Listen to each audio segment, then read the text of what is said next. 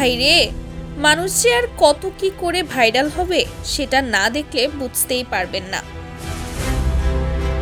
আসলে সব জায়গা থেকে মুখ দেওয়ার পর যখন কোনো পথ খোলা না পায় তখন টিকটকে শুরু করে দেয় অশ্লীলতা, যা বাংলাদেশের প্রতিটা বাদব টিকটকারের নীতি। আসলে বাসি খাবারে মাছি একটু বেশি ভনভন করে, সে যাই হোক। আজ আপনাদের সামনে এমন একজনকে আনবো যার দেখলে আপনাদের চোখ কপালে উঠে যাবে। নাম আমিনা। তার সকালটা শুরু হয় মূলত নোংরামি দিয়ে।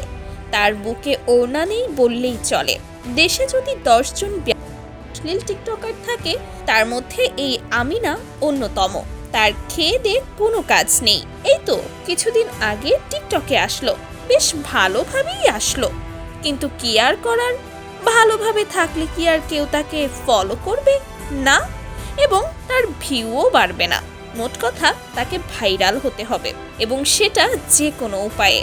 তাই তো সে বেছে নিয়েছে নোংরামির পথ। তার কাজ শুধু মানুষের সামনে এসে অশ্লীলতা করা। নিজের শরীরটাকে বিভিন্ন এক্সপ্রেশন দিয়ে মানুষের সামনে এনে সে দেখাচ্ছে। কেউ কেউ তো বলছে এসব মেয়েরা এরকমই, কারণ এদেরকে যতই বলবে এরা ততই আরো বেশি হবে। কেউ কেউ বলছে এর কি মা বাবা নেই, তার কি মা বাবার চোখে এসব পড়ে না। অবশ্য মা বাবার থেকেও লাভ নেই, কারণ এসব মেয়েকে তো অনেক আগেই বাসা থেকে ত্যায্য করে দেওয়া হয়েছে। সবশেষে বলা যায়, সবখানে মুখ দেওয়ার পর যখন আর কোনোখানে জায়গা হয় না, তখন চলে আসে টিকটকের নোংরামি করতে। বর্তমানে তিনি ভাইরাল হচ্ছেন তার অশ্লীল সব অঙ্গভঙ্গি দিয়ে। নিজেকে এমনভাবে দর্শকদের সামনে প্রেজেন্ট করছেন যা বলার ভাষা নেই। নিজের পার্সোনাল মুহূর্তগুলোকে সোশ্যাল মিডিয়ায় এমনভাবে শেয়ার করছেন মনে হয় সে তার বেডরুমে শুয়ে আছে।